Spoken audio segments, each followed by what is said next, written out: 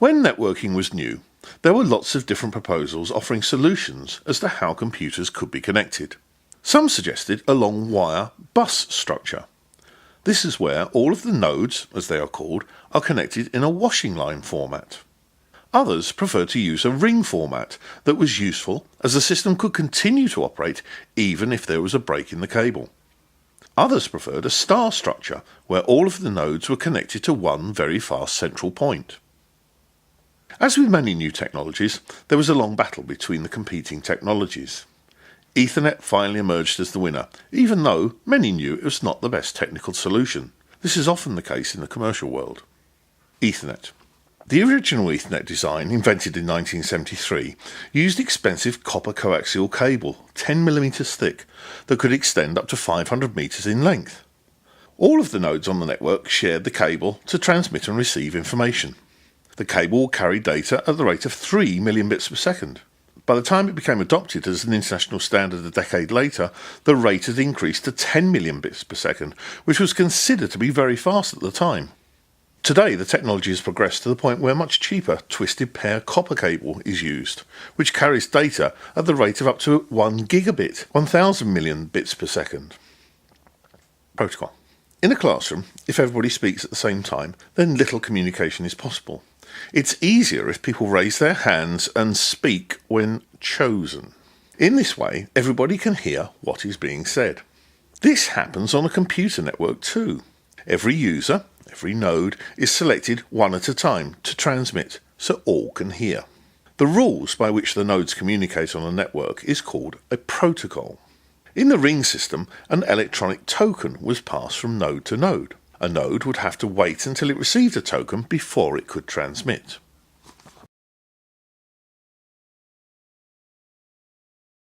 It would then pass the token around the ring for the next node to use in a beautifully ordered manner. With Ethernet, if a node wanted to transmit, it will first check that no other node was transmitting, and only then insert its data onto the cable. One problem exists here. If two nodes begin transmission at exactly the same time, there would be what is called a collision, and the data would be destroyed. For this reason, all nodes were designed to detect this problem and stop transmitting. The two nodes involved in the collision would then have to wait before retransmission could commence. To stop any node from continuously transmitting and hogging the cable, data is broken down into short lengths called packets. Each node would transmit one packet and then wait to transmit another. During the pause, other nodes could jump in and also transmit a packet. This provides the opportunity for all nodes to share the cable fairly. A packet. An electronic packet is made up of a short burst of data. It looks like this, and I suppose similar to a packet you could post. Let's look at the similarities. It starts with the equivalent of a cough, a preamble that alerts all nodes to listen and condition the line. There is then the MAC address of the destination device, in exactly the same way as a destination address is written on the front of a normal package. Next is the source MAC address, the address of the sending node. This is like writing the address of where a letter or package comes from on the back of the envelope. The rest of the packet is the data, like the things contained inside the package. This can be anything. At the end of the packet is a frame called the frame check sequence that I suppose is like writing on the posted packet how much it weighs. You'll then hopefully know if anything is missing. So what could go wrong? In the early days, many things did, and that's why the network gets involved in error checking. This helps engineers find or even predict faults in a system. Even now, lightning strikes tens of kilometres away. Arc welders, electric trains can still cause electrical noise, as can damage to the cable. These days, to see any errors is very rare. Now, you're not expected to know or remember any of this at this stage. Just know that this is happening in the background and you've heard of it. Error logging.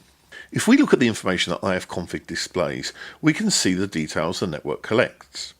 Again, none of this needs to be remembered. It's just additional information showing you some of the hard work the system does in the background. The section labelled LO, local, is really a special me address. You'll become familiar with 127.0.0.1 as on every device it's the IP that refers back to itself, back to you. It may seem a little silly, but we'll find lots of uses for it in the future. For now, just remember special me address is 127.0.0.1 and move on. We're interested in the section headed Ether0 or WLAN 0 if you're using a wireless network. If this section is missing, you do not have a working network in place. Ether0. The first line confirms the encapsulation is Ethernet, which it always is for the network port on the Pi. HW address is what we've been calling the MAC address. Now I've no idea why it's not stated here as that. So HW address is the MAC address. The INET address is the IP address that DHCP has sent to your Pi along with the subnet mask, which is here called the mask. The subnet mask defines the limitation of the network and is used to work out which addresses are LANs and which addresses are WAN. It's covered more fully in another video. Bcast is short for broadcast address. This is a second address that all nodes listen out for, as the contents of a packet are designed for all nodes on the network. Finally, this line is in capitals, showing the interface is up and operational, which is pleasing. The rest of the output are logs held by the Pi. RX packets are the total number of packets received, followed by the total number of errors. Drop packets are those that the system cannot deal with. Overruns are those that are seen to be too long, and frame errors are those where the frame check sequence detected a problem. TX packets show the total number of packets processed and the total number of errors detected.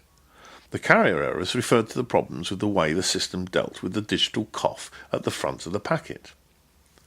Collisions are logged when a node transmits at the same time and has had to back off. These errors normally only occur when a network is really busy, as it is then that the chance of two nodes transmitting simultaneously increases. The final line shows the total received and transmitted sizes, but this time recorded in bytes. Bytes are groups of 8 bits, and we also look at this in another video. Now we know about packets, can we see them in operation? Well, the answer is yes. There are two basic tools that we can use to see, or rather sniff, the activity on a network. The first is a text-based tool called TCP dump, and the second is a graphical interface called Wireshark. Both allow us to sniff and capture all packets on a network, even those that are perhaps not really meant to be seen. First, we need to install both packages, so enter apt-get install -y TCP dump Wireshark. Operation example. A good example of the TCP dump is TCP dump -i Ethernet 0. This shows everything on Ether 0, the network connection. Or TCP dump destination port 22 shows all data destined for port 22, which shows packet sent to PuTTY. TCP dump destination port 53 shows all data destined for port 53, which are inquiries to the domain name service. In fact, this is a good point to discuss ports. Ports are used to divide up the network traffic. There are hundreds of ports, each with their own particular function, and here is the cut-down list of the most common ports. Standard web traffic runs on port 80. Secure web pages run on 443. PuTTY, as we've said, uses port 22 and DNS uses port 53. Once again, there's no need at the moment to remember this. You will only need to have heard about it. The second useful tool is Wireshark. It is a graphical network sniffing tool and again allows us to see exactly what's going on the network. Wireshark on the Pi installs beautifully. So once it's done, go to Menu, Internet, and there is the Wireshark icon. Click on this and wonder. Don't worry about this error or any comment. Poke around and find the Run button and collect data from your network. There are several active windows here. The data streams through this one, and once you've collected information, use this Stop button. Any packet clicked on here appears in this window here. So play.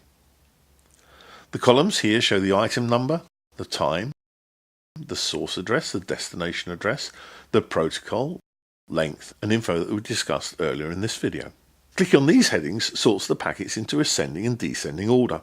Connect your Pi to the internet and I defy you not to find something of interest on your network and refine your search further. There are red, yellow and even orange badges for presentations made about the use of TCP dump and Wireshark.